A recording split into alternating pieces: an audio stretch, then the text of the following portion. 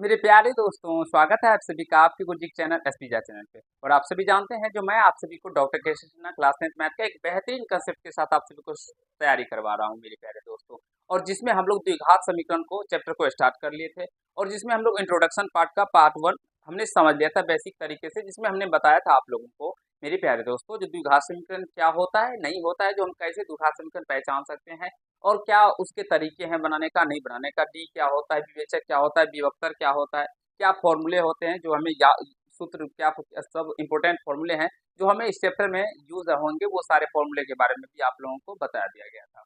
आज हम लोग इसमें जानेंगे मेरे प्यारे दोस्तों, ये इंट्रोडक्शन ही पार्ट है लेकिन कुछ इंपॉर्टेंट पार्ट है। अगर इस तरह के क्वेश्चन अगर आप लोग सीख लेते हैं, विश्वास मानिए ऐसे प्रश्न आपको एक दो एग्जाम में जरूर ही देखने को मिलेंगे। 100% लिख के ले लीजिए और अपने गुरुजी के साथ तैयारी करते हैं तो विश्वास मानिए मैथ में 100 में 100 आएंगे, क्योंकि डॉक्टर केसी सिन्हा ही एक ऐसा मैथ है जिसे तैयारी करने के बाद आप लोग मेरे प्यारे दोस्तों आपका कंसेप्ट लेवल बढ़ जाएगा और आप लोग किसी तरह के प्रश्न अगर आप लोगों को देखने को मिलेंगे तो वो आप लोग उस तरह के प्रश्नों को बना भी पाएंगे। हाँ, लेकिन आपको शुरू से लेकर अंत तक देखने होंगे सारे वीडियो को और कंसेप्ट को सीखने होंगे। बीटीसी में क्या होता है, उतने ज्यादा प्रश्न नहीं रहते, उतने ज्यादा डिफिकल्ट क्वेश्चन भी नहीं रहते और ये डॉक्टर केसी सिन्हा में विभिन्न प्रकार के क्वेश्चन रहते हैं। सबसे पहले आज मैं आप लोगों के लिए इसके 10 क्वेश्चन लेके आया हूँ इस टाइप के। थोड़ा सा आप लोग देखिए, मैं आपको सारे क्वेश्चनों को बारीकी से बताऊंगा और अच्छे तरीके से प्रॉपर वे में सिखाऊंगा। सबसे पहले इसमें कहा गया मूलों की प्रकृति ज्ञात करें। मूलों की प्रकृति, अब यहाँ पे मूलों की प्रकृति निकालना आप लोगों के लिए मेरे प्यारे दोस्तों ये थोड़ा सा डिफिकल्ट लगता होगा। तो सबसे पहले मूलों की प्रकृति निकालने से पहले मैं आपको यहाँ पे बात करता हूँ विवेचक के ऊपर। यदि विवेचक यानी कि डी का जो मान होता है मेरे प्यारे दोस्तों, थोड़ा सा इसको बदलना पड़ेगा, ठीक है। ये इधर आ जा भाई तू, इधर, ठीक। डी का जो मान होता है वो क्या होता है, बी स्क्वायर माइनस फोर सी का फॉर्मूला होता है, ये बता दिए हैं हम लोग आप सभी को मेरे प्यारे दोस्तों। हम आप सभी को बता चुके हैं जो डी बराबर क्या होता है, बी स्क्वायर माइनस फोर ए सी होता है और इसे हम लोग डी को क्या कहते हैं, विवेचक। विवेचक या विवक्तर भी कहते हैं, विवक्तर, विवक्तर, डिस्क्रिमिनेंट, इंग्लिश में डिस्क्रिमिनेंट कहते हैं। तो इसमें थोड़ा सा आपको ध्यान देना होगा, ठीक है, ये समझने के लिए। तो जब डी का मान मेरे प्यारे दोस्तों क्या होगा, तो जीरो से बड़ा होगा। जब डी का मान क्या होगा, जीरो से बड़ा होगा, यानी जीरो से बड़ा होने का मतलब वो एक दो तीन चार पाँच छः कुछ भी हो सकता है, लेकिन जीरो से बड़ा होना चाहिए। उस कंडीशन में जो इसके मूल होंगे मेरे प्यारे दोस्तों, मूलों की प्रकृति होगी जो हम आप लोगों को बताना चाहते हैं। मूलों की प्रकृति क्या होंगे, तो वास्तविक और असमान होंगे, वास्तविक और समान, वास्तविक और समान। जब मेरे प्यारे में तुम डी का मान यानी बी स्क्वायर माइनस फोर ए सी का मान जीरो के बराबर होगा, तब जो इसके मूल होंगे वो वास्तविक समान होंगे, तब जो इनके मूलों की प्रकृति होंगी वो क्या होंगी, वास्तविक और समान होंगे। समझ पा रहे होंगे आशा करता हूँ। और जब डी का मान मेरे प्यारे दोस्तों, सीधे हम डी ही लिखते हैं, जीरो से छोटा होगा। जीरो से छोटा का मतलब हुआ मेरे प्यारे दोस्तों माइनस में एक आ जाए, माइनस में दो आ जाए, माइनस में यानी कि माइनस में आ जाए, तो वो डी का मान छोटा हो जाएगा, तब इसमें कोई मूल नहीं होगी। तब मूलों की प्रकृति क्या होगी, कोई मूल नहीं होंगे, कोई मूल नहीं होंगे। ये पहले आप लोगों को बताया जा चुका है। आज हम लोग मेरे प्यारे दोस्तों इसी के कंसेप्ट पे आप लोगों के लिए मैंने प्रश्न भी लिया है, तो थोड़ा सा इसको देखिएगा, समझिएगा, तो आपका कंसेप्ट क्लियर हो जाएगा। सबसे पहले हम लोग प्रश्न नंबर 1 को चलते हैं और समझाने सिखाने का आपको प्रयास करते हैं।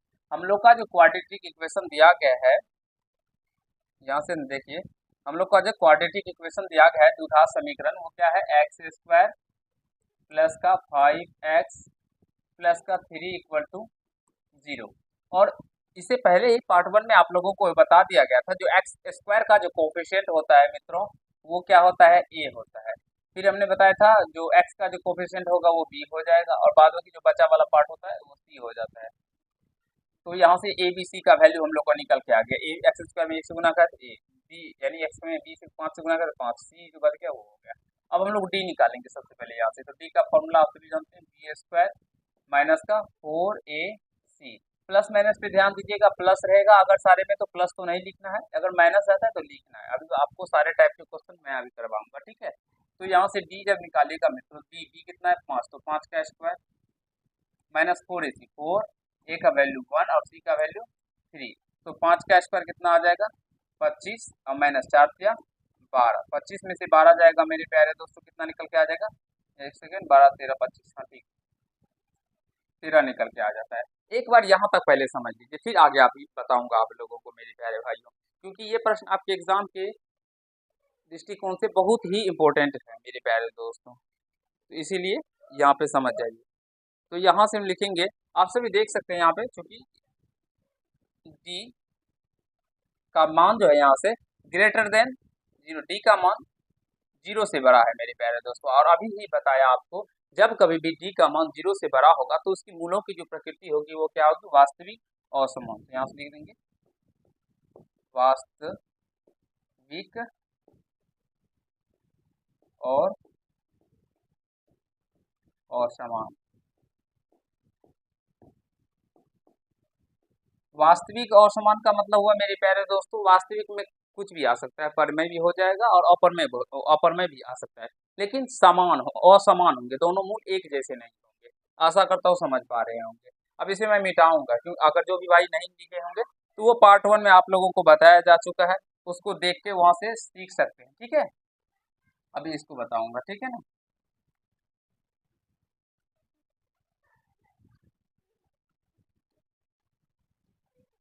चलिए मित्रों, यहाँ से हम लोग चलते हैं थोड़ा सा कलर से।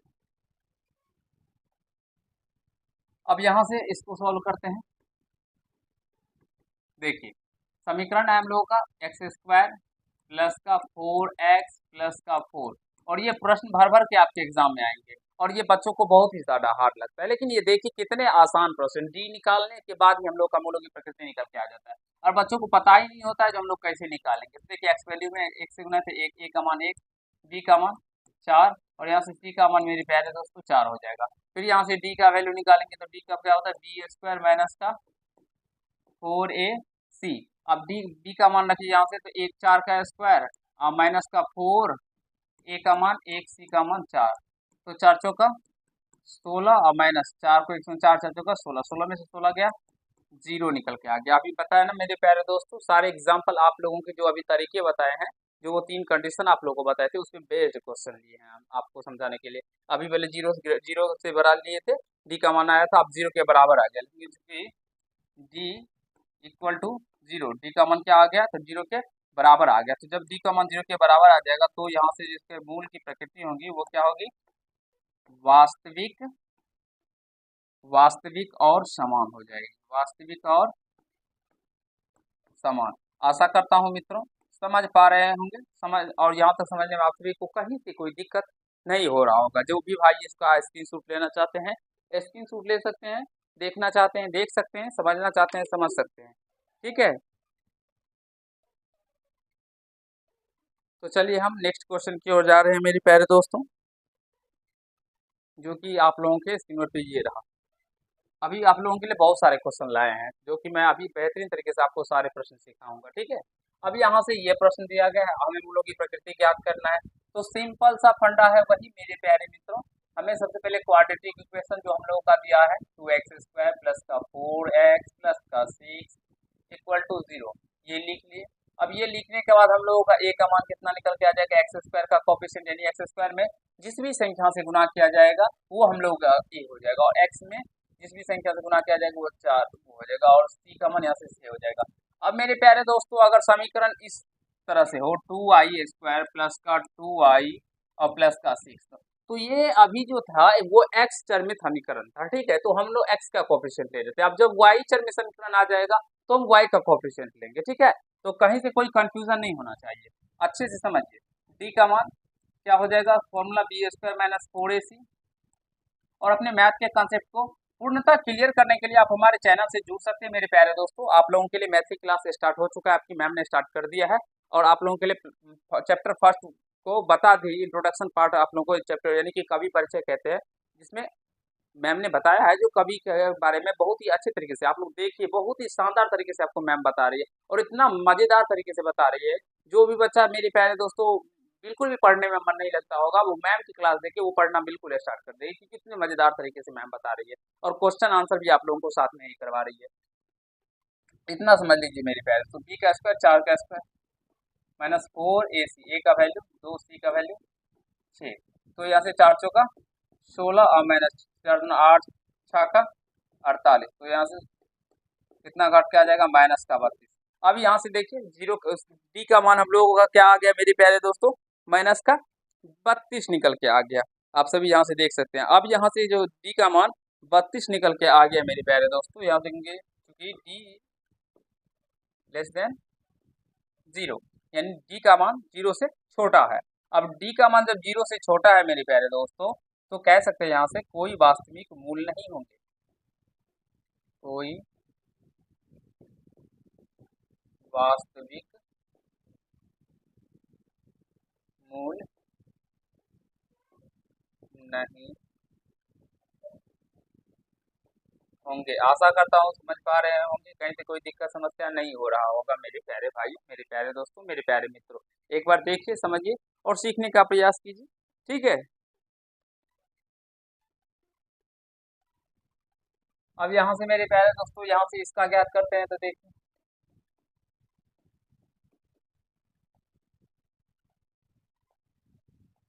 चलिए, तो एक्स स्क्वायर माइनस का 4x प्लस 3 इक्वल टू 0। तो यहाँ से ए का वैल्यू क्या निकल के आ जाएगा, एक बी का वैल्यू क्या निकल के आ जाएगा, माइनस का 4, सी का वैल्यू यहाँ से 3 निकल के आ जाएगा। अब हमें क्या निकालना है मेरे प्यारे मित्रों, तो डी का वैल्यू निकालें, डी का मान निकालेंगे, बी स्क्वायर माइनस 4ac, तो बी कितना है, माइनस का 4, बी कितना है, तो माइनस का 4 का स्क्वायर माइनस 4 गुना ए का वैल्यू 1 और सी का वैल्यू 3। तो माइनस का स्क्वायर आप सभी जानते हैं, जो माइनस का स्क्वायर मेरे प्यारे दोस्तों क्या होता है, प्लस हो जाता है। तो माइनस का स्क्वायर प्लस 4 का स्क्वायर 16, 16 और ये माइनस का 4 से 12। अब यहाँ से डी का वैल्यू क्या निकल के आ गया, 4 निकल के आ गया। थोड़ा सा यहाँ पे गौर फरमाइए, हमने आपको मेरे प्यारे दोस्तों जब पार्ट 1 में बताया था, पार्ट 1 में द्विघात समीकरण, तो वहाँ पे इंट्रोडक्शन पार्ट में बताया था आप लोग को 4 कंडीशन, जब मेरे प्यारे दोस्तों डी का मान एक पूर्ण वर्ग संख्या हो जाए, ठीक है। तो वहाँ पे क्या हो जाए, अब यहाँ से ये 4 क्या है, तो ये एक पूर्ण वर्ग संख्या है, क्योंकि 4 2 का स्क्वायर है मेरे प्यारे दोस्तों, और वैसे भी 4 2 का स्क्वायर है, या 4 का अंदर रूट निकालेंगे तो क्या होगा, 2 होगा। तो मेरे प्यारे दोस्तों यहाँ से लिखेंगे चूंकि डी का मान एक पूर्ण वर्ग संख्या है, अतः यदि का मान एक पूर्ण वर्ग संख्या है, तो इसीलिए इसका जो होंगे वो क्या होंगे, दोनों मूल परिमेय होंगे, दोनों मूल परिमेय होंगे। मेरे प्यारे दोस्तों दोनों मूल क्या होंगे, परिमेय होंगे। आप सभी निकाल के भी चेक कर सकते हैं, या डी का मान 0 से बड़ा भी है तो आप लोग यहाँ पे वास्तविक और असमान भी लिख सकते हैं, कोई दिक्कत नहीं। लेकिन या कभी कभी आपको दोनों मूल परिमेय भी आंसर में रहता है, तो वहां पे फिर आपको सोचना पड़ जाएगा। तो इसीलिए मैं दोनों तरीके आपको सिखाता हूँ और समझाता हूँ। अभी आप लोगों को पीछे में क्वेश्चन नंबर 1 में बताया था, जब डी का मान 0 से बड़ा आया था यहाँ पे, लेकिन 13 यह पूर्ण वर्ग नहीं था मेरे प्यारे दोस्तों। आप सभी देख सकते हैं 13 का जब पूर्ण वर्ग का मतलब इसे जब वर्गमूल निकालिएगा तो 13 का वर्गमूल नहीं निकलेगा, तो इसीलिए हमने यहाँ पे डी का मान डायरेक्टली वास्तविक और असमान लिखा था। लेकिन जब यहाँ पे हम लोग का मान अभी निकल के आया मेरे प्यारे दोस्तों 4, 0 से बड़ा ये भी है और वो भी बड़ा था, लेकिन अब 4 निकल के आया है, तो 4 क्या है, एक पूर्ण वर्ग संख्या है। तो जब ये 4 पूर्ण वर्ग संख्या है, तो इसीलिए डी का मान एक पूर्ण वर्ग संख्या है, तो इसलिए दोनों मूल क्या होंगे इसके, तो परिमेय होंगे। तो कभी कभी आंसर में ऐसे भी दे दिया जाता है और उस तरह से भी रहता है। तो जिस तरह से रहे मेरे प्यारे दोस्तों, उस तरह से आप लोग मारिएगा एग्जाम में, आप फोड़ के आइएगा। चलिए आगे चलते हैं। तो फिर इसका स्क्रीनशॉट लेना चाहते हैं या लिखना चाहते हैं लिख सकते हैं, क्योंकि बहुत प्यारे भाइयों का कमेंट आता है कि सर आप लिखने का समय ही तो नहीं देते हैं, आप जल्दी से इसको हटा देते हैं। तो लिखिए मेरे प्यारे भाइयों, क्योंकि मैं जो मेहनत करता हूँ और ये वीडियो बनाता हूँ, तो मैं किसके लिए करता हूँ, आप ही लोगों के लिए तो इतना करता हूँ। और आप लोगों का भी एक दायित्व तो बनता है मेरे प्यारे दोस्तों, वीडियो को जितना हो सके अपने छोटे भाइयों, अपने बड़े भाई बहन तक शेयर कीजिए, क्योंकि यहाँ पे आप लोगों को बेहतरीन तरीके से सारे सब्जेक्टों की तैयारी करवाई जाएगी। बहुत ही मैथली स्टार्ट हो गया, क्लास 10th का मैथली स्टार्ट हो गया मेरे प्यारे दोस्तों। साइंस भी मैं बहुत ही जल्द स्टार्ट करने वाला हूँ, बहुत ही जल्द, यानी बहुत ही जल्द। और जैसे ही ये स्टार्ट होने वाला होगा, मैं आप लोगों को एक शॉर्ट वीडियो के माध्यम से बता दूंगा कि किस तारीख से स्टार्ट होने वाला है। सारा प्रक्रिया स्टार्ट हो चुका है, जारी हो गया है, बस आप कुछ ही दिन बचा हुआ है, ठीक है। थोड़ा सा मेहनत कीजिए, समय दीजिए मेरे प्यारे दोस्तों। अब यहाँ से इसके मूलों की प्रकृति ज्ञात करना है, एक ये लास्ट क्वेश्चन है और 5 क्वेश्चन आप लोगों को खुद से बनाने होंगे, ठीक है, इसको समझ लीजिए। 2x² माइनस का 7x प्लस का 3 इक्वल टू 0। तो यहाँ से a का वैल्यू कितना निकल के आ जाएगा, 2b का वैल्यू माइनस का 7c का वैल्यू 3 निकल के आ जाएगा। मित्रों गौर फरमाइएगा, तो यहाँ से d बराबर क्या हो जाएगा, b² माइनस का 4ac। तो d बराबर b² माइनस 4ac, b का मान कितना है यहाँ से, तो b का मान है माइनस का 7, तो माइनस 7 का स्क्वायर माइनस का 4 गुना a कितना है 2 और गुना c कितना है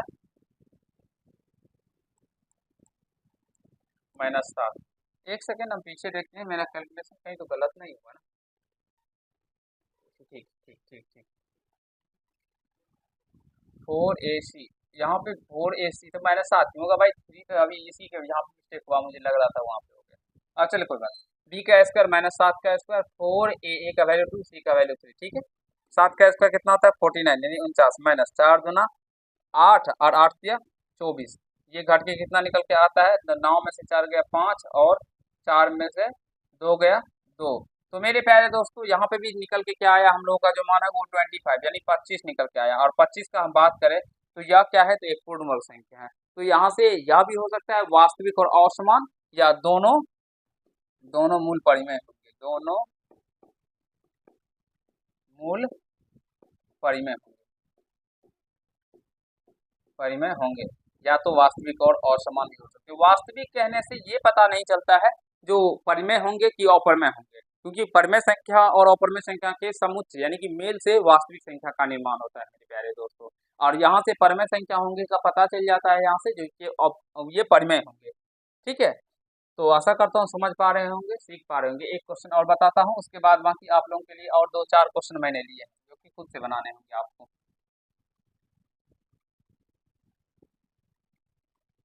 x² प्लस का 6x माइनस का 10 इक्वल टू 0। तो यहाँ से a वैल्यू 1b का मान 6c का मान माइनस का 10, d का वैल्यू निकालिएगा तो b² माइनस 4ac,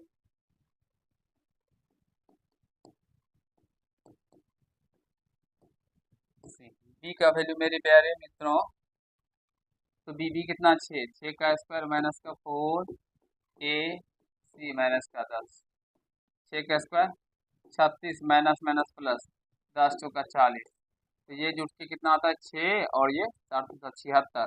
तो यहाँ से देखिए ये भी मेरे प्यारे मित्रों क्या आया 76 आया, 76 आया। तो ये भी 0 से बड़ा है, डी का मान यहाँ पे भी लिख सकते हैं हम लोग ग्रेटर देन 0 है। लेकिन अगर बात करें तो यहाँ पे ये पूर्ण वर्ग संख्या नहीं है, तो इसके मूल परिमेय होंगे ये हम नहीं कह सकते हैं, ठीक है। समझ पा रहे होंगे आशा करता हूँ। यहाँ से यहाँ देखिएगा वास्तविक और असमान, वास्तविक और असमान। और नेक्स्ट पार्ट में जब मैं आप लोगों के लिए लेके आऊंगा मेरे प्यारे दोस्तों, वहां पे आपको सिखाऊंगा, मूल निकाल के दिखाऊंगा जो कैसे देखिए वास्तविक आया और असमान आया। पहले तो मैं आपको डी निकाल के विवेचक निकाल के बता दूंगा, देखिए इसके मूल वास्तविक और असमान होंगे, और फिर उस क्वेश्चन का मूल निकालूंगा आपके सामने में और आपको दिखाऊंगा जो देखिए जब मैंने आपको निकाला था तो वास्तविक और असमान आया था, और यहाँ पे मूल जब मैंने निकाला तो देखिए इसका भी ये आया। सारे को प्रूव करके बताऊंगा। आशा करता हूँ समझ पा रहे होंगे, सीख पा रहे होंगे। इसका स्क्रीनशॉट ले लीजिए।